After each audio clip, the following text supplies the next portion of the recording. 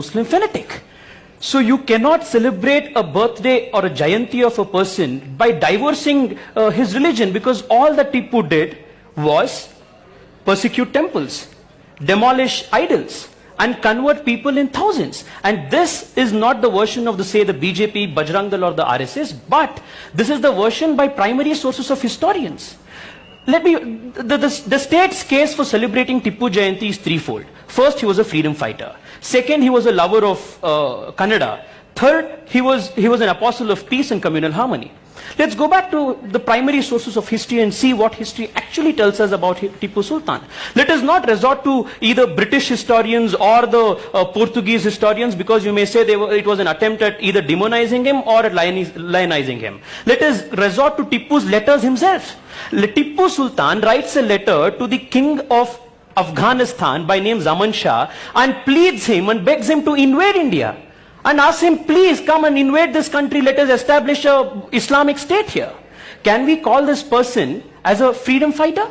Thirdly, this whole fiction of Tipu being a lover of Kannada, it beats all senses. Tipu Sultan imposed the Farsi language as the administrative language in the state. And even to this day, as a practicing lawyer, if you are opening any revenue records, these terms of khata, these terms of bagar hukum, where did these words come from? These were all imposed by Tipu Sultan. Mysore was renamed as Nazrabad. Calicut was renamed as Islamabad. Sakleshpur was renamed as Manzrabad. And our almanac system, one of the reasons why Tipu Sultan's Jayanti, the state was found itself in a fix, was because Tipu Sultan removed the almanac, the Hindu almanac which was in vogue, and instead imposed an Islamic almanac which had only 350 days in the year. Lastly, this whole question about Tipu being benevolent to temples of Srirangpatna and all of that. An exception cannot be a rule.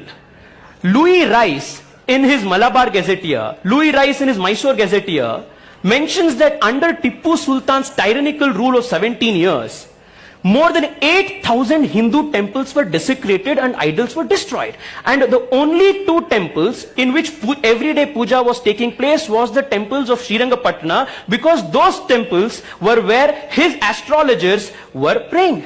Nowhere in the last so many years has a Jayanti of a person of which the state government has commemorated taken place by imposing 144 section in the state.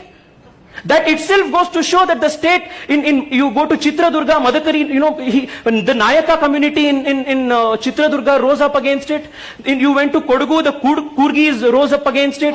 Tell me, is there any logic to celebrating a historical figure's Jayanti by imposing curfew and 144 section in the state? It's definitely not the question of saying we are against Tipu celebration of Tipu Jayanti because he happens to be a Muslim, or that argument is completely baseless. To place the facts in matter, if the state government thought it wanted to symbolically appease a particular community by celebrating a Jayanti of, say, a Muslim leader, why couldn't we celebrate the Jayanti of, say, Shishunal Sharif, who actually spread communal harmony? Who are we going to make as role models to our country? Are we going to show to our young people that you should aspire to be an Abdul Kalam or a Yaqub Memon? The fact that Tipu fought against the British cannot be the only yardstick to hail him as a hero. Yeah. Tipu did not fought only against the British. Tipu also fought against the Nizam. He fought against the Zamorins of Kerala. Tipu fought also against the Marathas. So how can you call Tipu a freedom fighter just because he happens to fight British? British was just one of his enemies.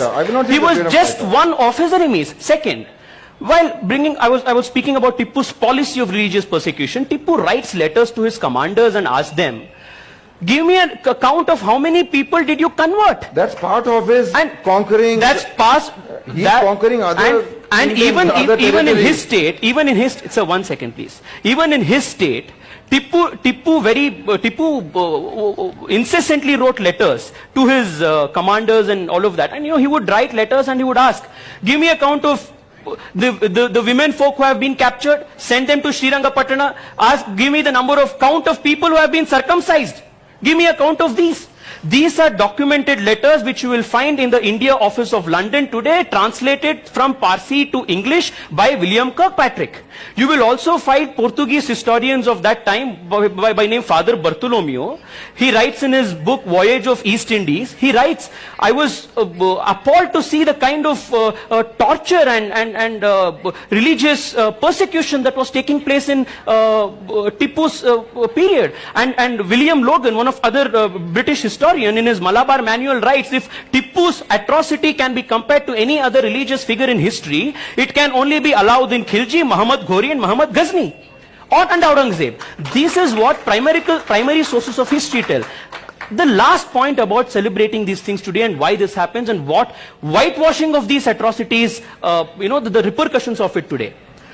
Well, if we are going to whitewash what Tipu did in the name of religion, in the name of expanding his Islamic empire, in the name of converting kafirs and establishing a Darul Islam in India, and if we are not going to observe or analyze what his motivations were, then probably today we will be at a loss to find out what the actual motivation is behind, say, an Al-Qaeda or a Lashkar-e-Taiba and ISIS. So this is the casualty of whitewashing history.